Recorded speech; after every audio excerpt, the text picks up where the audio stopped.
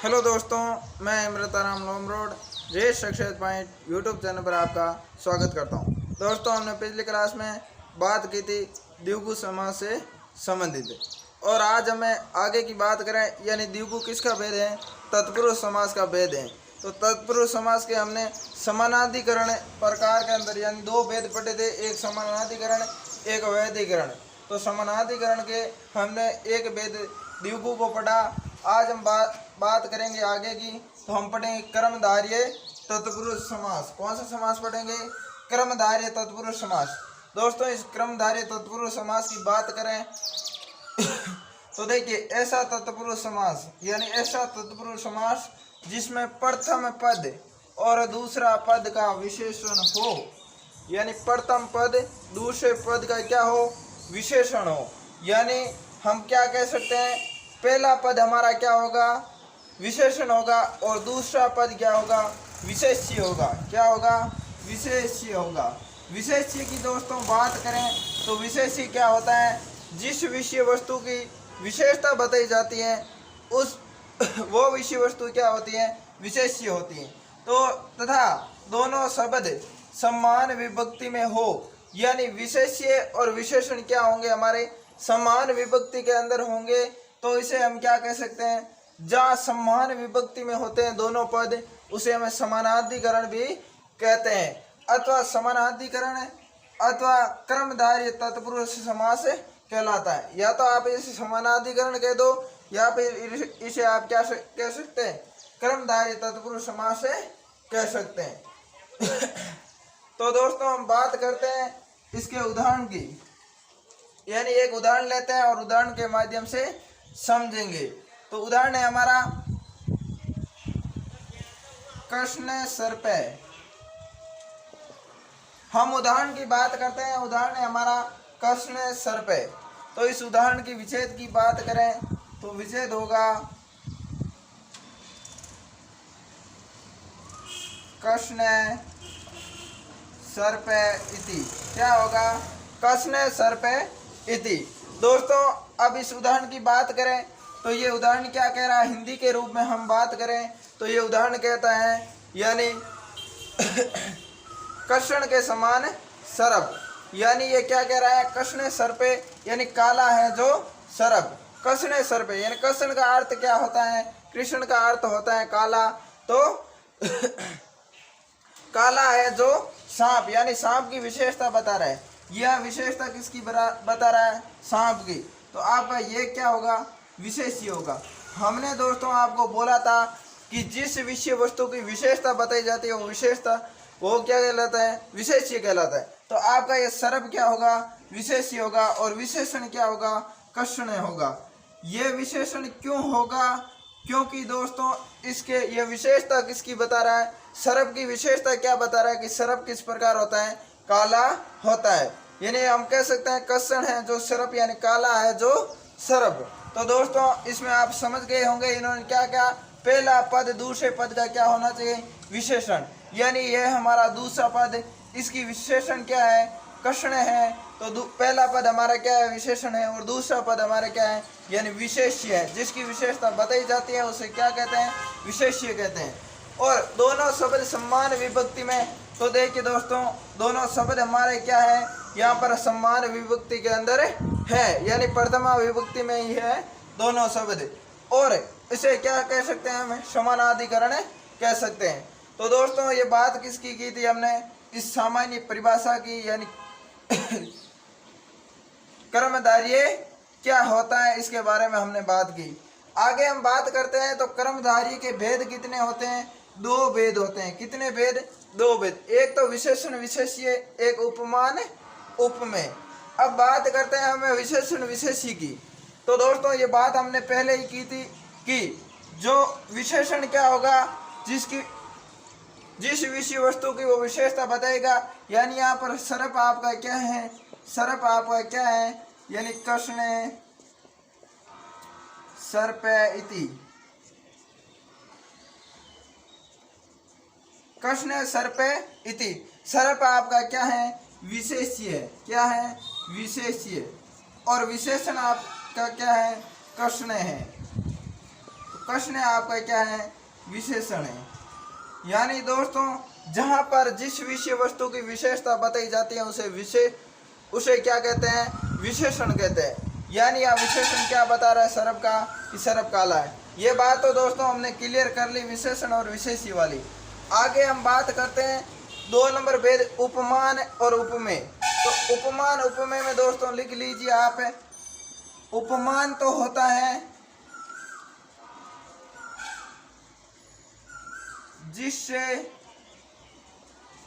जिससे तुलना की जाए, और आपका उपमेय होता है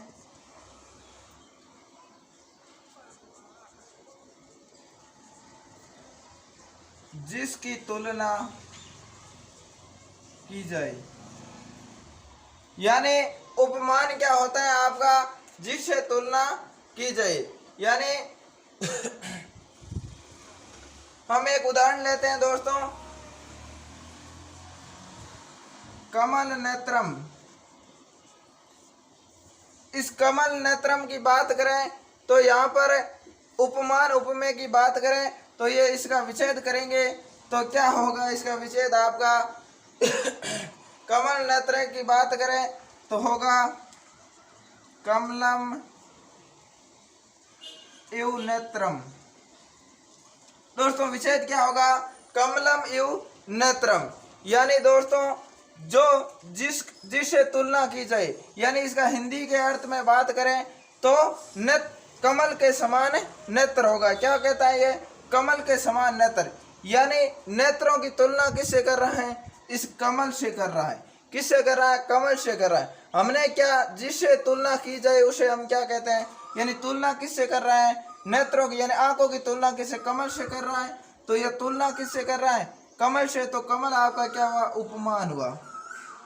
कमल आपका क्या हुआ, उपमान हुआ। और यह नेत्रम, जिस हमने बात क्या की, जिसकी तुलना की जाए, यानी तुलना किसकी हो रही, यहाँ पर आंखों की नेत्रों की हो रही है। तो यहाँ पर ये नेत्र क्या होंगे, उपमेय होंगे।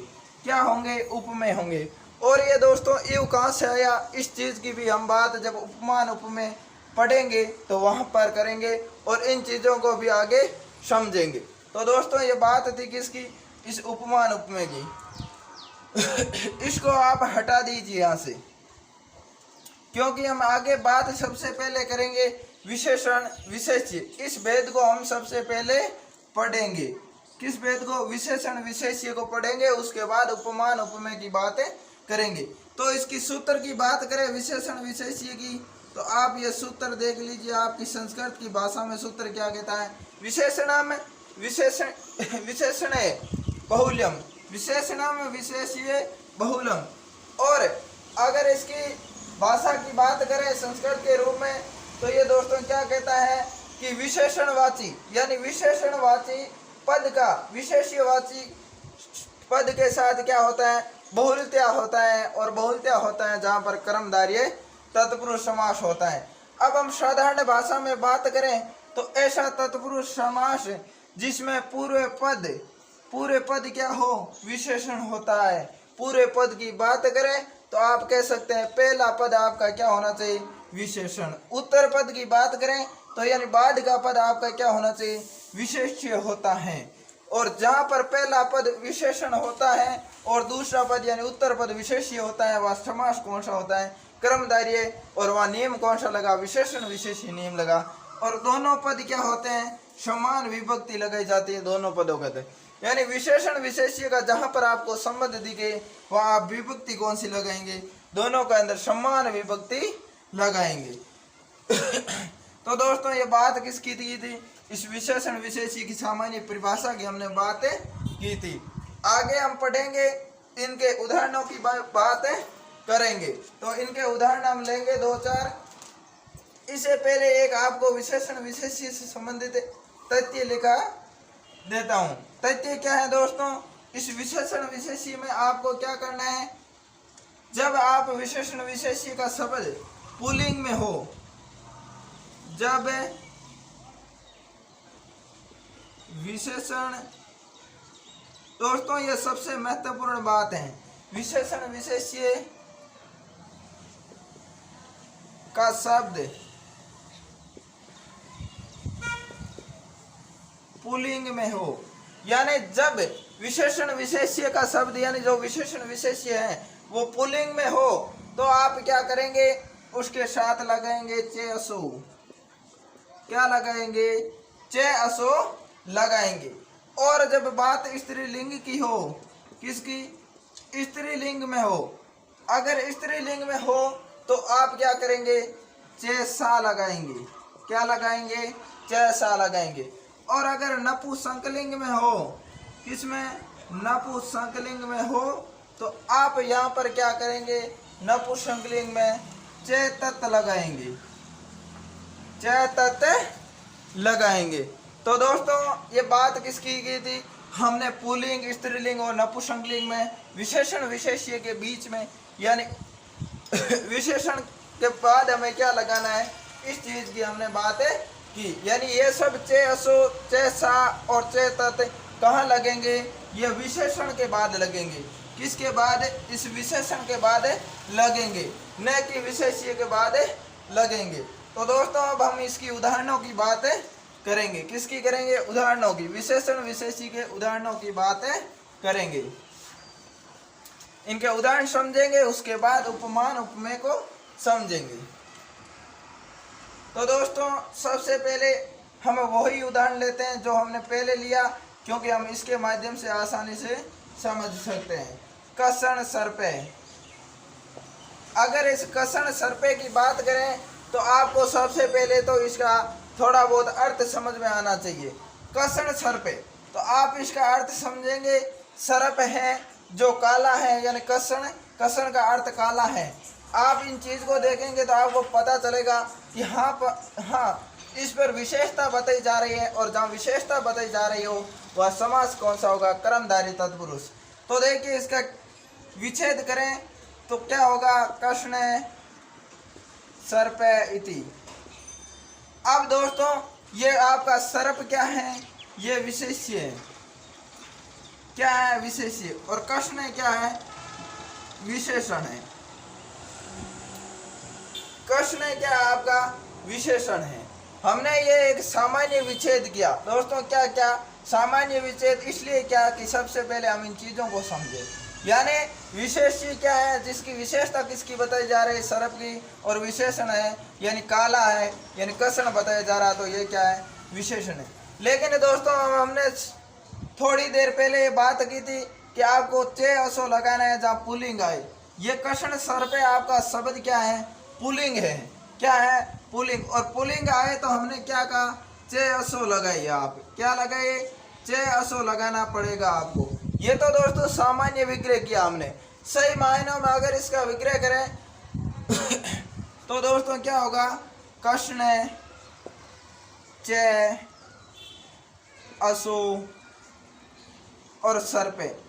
दोस्तों यहाँ पर कृष्ण के अंदर जो विभक्ति है, यही विभक्ति आपके सर्पे के साथ लगानी। क्योंकि हमने जब परिभाषा की पहले बात की तो वहाँ हमें क्या पढ़ा था कि पूरे पद और उत्तर पद दोनों में विभक्तियाँ क्या होनी चाहिए, समान होनी चाहिए। और हमने क्या कहा था कि विशेषण के बाद आपको पुल्लिंग हो तो चे असो लगाना है, स्त्रीलिंग हो तो चे सा लगाना है, और नपुंसकलिंग में चे तत् लगाना है। तो ये शब्द किसका है, पुल्लिंग का, तो आप चे असो लगाए। दोस्तों ये विग्रह नहीं करना, ये तो समझने के लिए विग्रह क्या, ये विग्रह आपका सही है। यानी आपको इस प्रकार का शब्द दिखे पुल्लिंग का जहाँ विशेषण विशेषता बताई जा रही है, विशेषण विशेष्य का संबंध है, तो आपको चे सा लगाना है। तो दोस्तों ये किसकी बात की हमने, इस पुल्लिंग शब्द की बात की।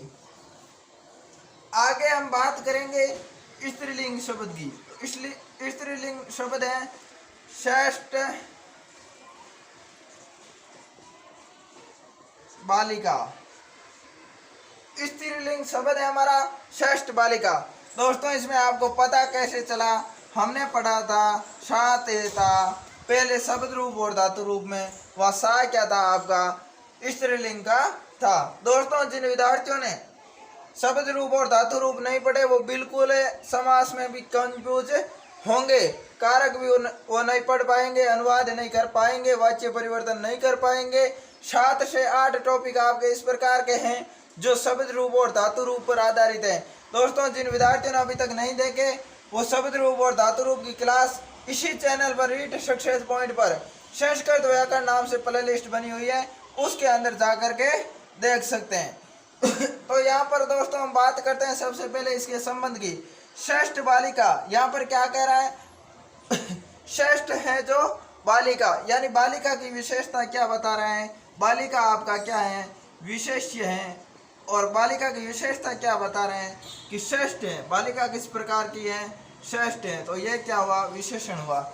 और जब विशेषण विशेष्य का संबंध हो तो हम सबसे पहले चेक क्या करेंगे कि इसके अंदर लिंग कौन सा है। लिंग आपका क्या है? स्त्रीलिंग है। लिंग आपका स्त्रीलिंग है। तो आप क्या करेंगे? सबसे पहले विशेषण लिखेंगे श्रेष्ठ, और ये स्त्रीलिंग में है तो आप इसकी विभक्ति में भी श्रेष्ठा लगाएंगे, इसको भी स्त्रीलिंग में बनाएंगे। अब क्या करेंगे? हमने क्या कहा? स्त्रीलिंग आए तो आप क्या लगाए? चैसा लगाए। अब आपकी जो विशेषण की विभक्ति है वो विभक्ति किस में लगाएंगे? विशेष्य में लगाएंगे, क्योंकि उत्तर पद और पूर्व पद दोनों में क्या होते हैं? विभक्ति समान होती है। तो आप क्या लिखेंगे? बालिका। तो आपका विग्रह क्या हुआ? श्रेष्ठा चैसा बालिका। श्रेष्ठा चैसा बालिका। अब बात करेंगे दोस्तों एक नपुंसकलिंग की। किसकी बात करेंगे? नपुंसकलिंग की। नपुंसकलिंग का उदाहरण है मधुर फलानी। दोस्तों हम उदाहरण एक एक दो ही लेंगे, क्योंकि ज़्यादा उदाहरण लेंगे तो क्लास बड़ी हो जाती है, लंबी हो जाती है। तो आप उदाहरण तो हर एक किताब, यानी आपके पास जो भी किताब है उस किताब के अंदर से ज़्यादा आप उदाहरण मिलेंगे। ये इस नियमों के आधार पर आपको बिल्कुल समझ में आ जाएंगे। अब यहाँ बात करें मधुर फलाने की।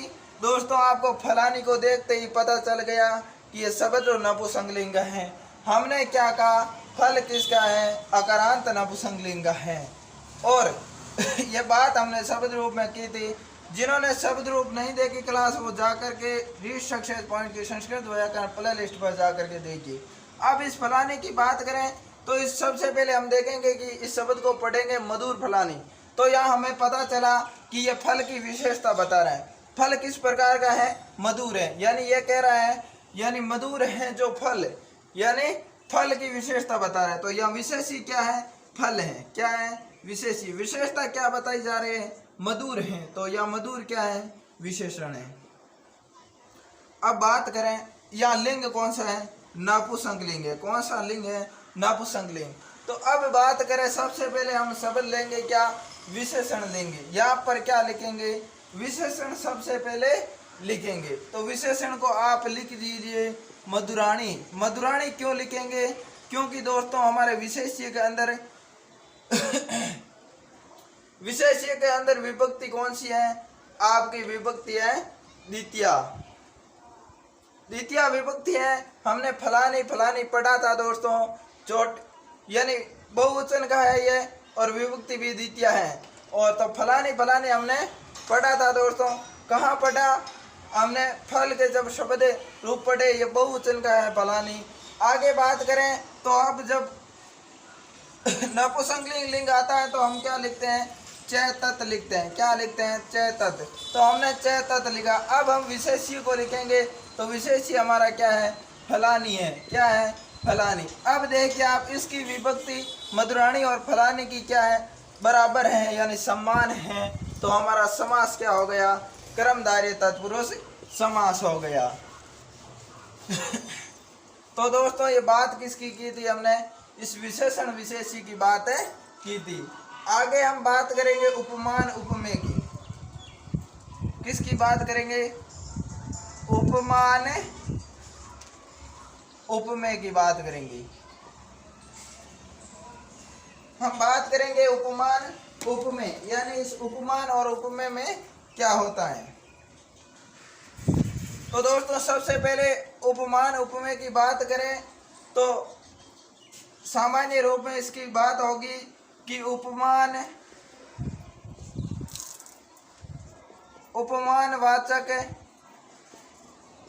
उपमानवाचक पदों का सामान्य धर्मवाचक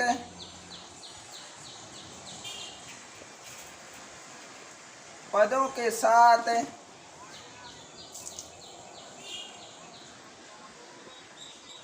ये समास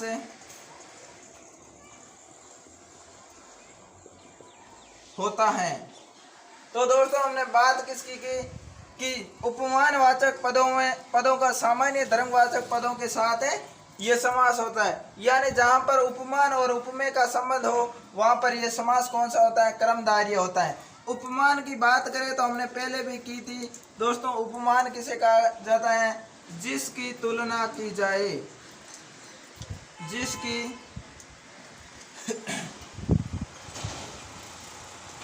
जिससे तुलना की जाए।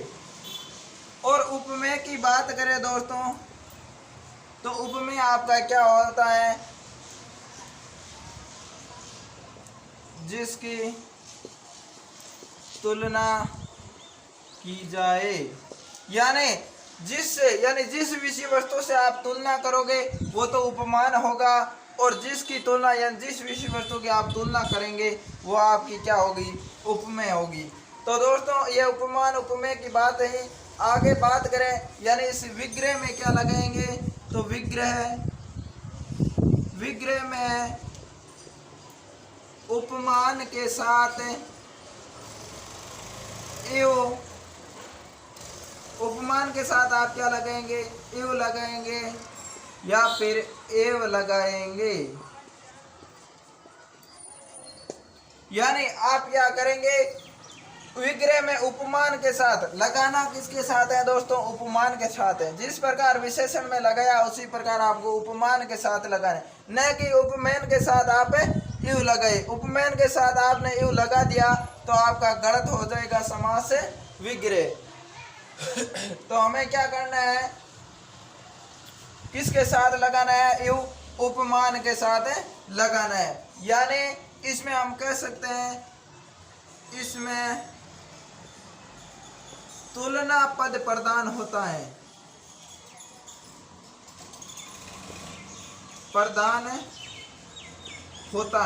दोस्तों ये बात आपको सही याद रखनी है कि इसमें क्या होता है, कौन सा पद प्रदान होता है? तो तुलना पद प्रदान होता है, न कि उत्तर पद और पूरे पद प्रदान होता है।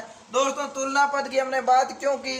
क्योंकि तुलना पद कौन सा होता है? उपमान होता है। कई बार दोस्तों उपमान पहले पद के अंदर आ जाता है, कई बार उपमान द्वितीय पद में आ जाते हैं। तो हम ये स्पष्ट रूप से नहीं कह सकते कि प्रथम पद प्रदान है या द्वितीय पद प्रदान या फिर पूर्व पद प्रदान है या फिर उत्तर पद प्रदान है। तो हम क्या कहेंगे? तुलना पद प्रदान है। जिसे हम तुलना करेंगे वो पद हमारा क्या होगा? प्रदान होगा। अब हम बात करेंगे दोस्तों उदाहरणों की। किसकी बात करेंगे? उदाहरणों की बात करेंगे। उदाहरण लेते हैं, हमने पहले भी लिया, सेम का सेम उदाहरण लेंगे क्योंकि समझ में अच्छी प्रकाश से आएगा हमें। कमल नेत्रम। अब इसकी बात करें कमल नेत्रम की, तो कमल नेत्रम हमारा क्या कह रहा है दोस्तों? यानी यह कह रहा है कमल के समान नेत्र, यानी नेत्र है जो कमल के समान, यानी यू का अर्थ होता है जोही। तो इसमें हम सबसे पहले हमने देखा कि इसमें उपमान उपमेय का संबंध है, यानी नेत्र यानी आंखों की विशेषता, आंखों की तुलना किससे की जा रही है? कमल से की जा रही है, उपमान से की जा रही है। तो समास कौन सा है? कर्मधारय। और हमने क्या कहा था कि समानाधिकरण के अंदर क्या होता है? विभक्तियां दोनों के अंदर समान होती है, कमल और नेत्रम के अंदर। तो हम सबसे पहले क्या लिखेंगे? या उपमान को लिखेंगे। अब उपमा यहाँ पर आप समझ लीजिए आपका नेत्र क्या है, यानी तुलना किससे की जा रही है? कमल से की जा रही है। और नेत्र क्या है? आपका उपमेय है। उपमेय यानी जिस विषय वस्तु की हम तुलना करते हैं, किसकी? यहाँ पर की जा रही है तुलना किससे? नेत्र की तुलना की जा रही है। किससे की जा रही है? तो आपकी किससे की जा रही है? कमल से की जा रही है। तो ये क्या होगा? आपका उपमान होगा। अब हम क्या लिखेंगे? सबसे पहले उपमान लिखेंगे। उपमान में क्या लगाएंगे? कमलेम। कमलेम, इस कमलेम की बात करें तो हमने पहले लिखा उपमान के साथ आप क्या लगाएंगे, इव या एव लगाएंगे। तो इव लगाएंगे, इव या एव दोनों में से कोई भी लगा सकते हैं आप। तो इव लगाया। अब हम क्या लिखेंगे, इस उपमेय को लिखेंगे। उपमेय हमारा क्या है, उपमेय है नेत्रम। तो दोस्तों ये आपका क्या हो गया, समास विग्रह हो गया। कमलम इव नेत्रम, यानी नेत्र है जो कमल के समान, या फिर ऐसे कह सकते हैं कमल के समान है जो नेत्र। तो जिसकी विशेषता, जिसकी तुलना की जाए वो तो है आपका उपमेय, और जिससे तुलना की जाए वो है उपमान। तो ये बात दोस्तों किसकी, उपमान है, उपमेय की थी। एक दोस्तों हमने नोट लिखाया था, आपको बात लिखाई थी कि पूर्व पद प्रधान होता है या फिर उत्तर पद। तो हमने कहा तुलना पद। तो कमल नेत्र में आपने क्या देखा, इसमें कमल का तुलना किससे हो रही थी, कमल से हो रही थी। तो कमल आपका प्रधान पद था। आगे हम बात करते हैं एक और उदाहरण की, जो उदाहरण दोस्तों ध्यान से आप देखिए। पुरुष व्याघ्र, इस पुरुष व्याघ्र की बात करें तो ये कह रहा है बाघ के समान। व्याघ्र की बात करें तो व्याघ्र का आप अर्थ बाघ से ले सकते हैं। तो पुरुष के पुरुष है जो बाघ के समान, क्या है, पुरुष है जो बाघ के समान। इसका विग्रह किस प्रकार होगा, पुरुष है जो बाघ के समान। न कि आप इस प्रकार करें कि पहले पद तो हमेशा उपमान होता है, बिल्कुल नहीं होता है। यहाँ पर पुरुष है जो बाघ के समान, यानी उपमेय क्या है, यानी तुलना किससे की जा रही है, बाघ से की जा रही है, व्याघ्र से। तो उपमान आपका क्या है, व्याघ्र है। और किसकी तुलना की जा रही है, पुरुष की जा रही है। तो यह आपका क्या होगा, उपमेय होगा। और दोस्तों पुरुष आपका क्या हुआ, उपमेय हुआ, और व्याघ्र आपका क्या हुआ, उपमान हुआ। अब आपको बात समझ में आई कि तुलना पद प्रधान होता है। यहाँ पर हमने, अगर हम बात करते पहले पद की, तो पहले उदाहरण में तो हमारा पहला पद प्रधान था। अब तुलना पद कौन सा है, उपमान, ये है व्याघ्र, तो हमारा दूसरा पद प्रधान है। तो इसलिए हम स्पष्ट नहीं कह सकते हैं कि कौन सा पद प्रधान होगा। हम कह सकते हैं तुलना पद क्या होगा, प्रधान होगा। अब इसकी क्या करें, विग्रह की बात करें तो दोस्तों आप जिस प्रकार आपने पहले कमल को लिखा उस प्रकार इसको नहीं लिख सकते। आप लिखेंगे व्याघ्र। सबसे पहले आप क्या लिखेंगे, तुलना पद को लिखिए। तुलना पद यानी उपमान, यानी जिससे तुलना की जा रही है, किससे, बाघ से तुलना की जा रही है। अब आप क्या लगाएंगे, आपने कहा था कि उपमान के साथ क्या लगाएंगे, यू लगाएंगे, यू लगा दीजिए। अब आप क्या लिखेंगे इस पुरुष को लिखेंगे, और पुरुष के साथ विभक्ति दोस्तों समान होनी चाहिए। इन दोनों यानी उपमान उपमेय में विभक्ति क्या होनी चाहिए, दोनों पदों में समान होनी चाहिए। दोस्तों एक तो आपका विग्रह ये कर सकते हैं आप, या फिर आप अगर इस पुरुष को पहले ही लिखना चाहते हैं तो बिल्कुल लिख सकते हैं। आप लिखिए पुरुष से व्याघ्र और इव व्याघ्र के साथ लगा दीजिए। यह भी आपका सही है और यह भी सही है। लेकिन आप अगर इस प्रकार लिख देते कि पुरुष है इव व्याघ्र, यानी आप पता नहीं करते कौन सा तुलना पद यानी उपमान है, कौन सा उपमेय है, तो आप ये बिल्कुल गलत कर देते। दोस्तों जिससे तुलना की जाए उसके साथ क्या लगाए, यू, यानी उपमान के साथ क्या लगाए, यू। ये आपके दोनों सही है। आपने व्याघ्र के साथ यू लगाया, बिल्कुल सही है। व्याघ्र के साथ यू लगाया, बिल्कुल सही है। तो दोस्तों ये बात किसकी की, हमने उपमान उपमेय की बात की। तो दोस्तों आज के लिए इतना ही, और हमने आज पढ़ लिया कर्मधारय का विशेषण और विशेष्य और उपमान उपमेय। आगे की क्लास में हम बात करेंगे इसके जो मुख्य मुख्य तथ्य हैं उनके बारे में बात करेंगे। उसके बाद आगे वैदिकरण तत्पुरुष समास पढ़ेंगे। तो दोस्तों आज के लिए इतना ही, धन्यवाद।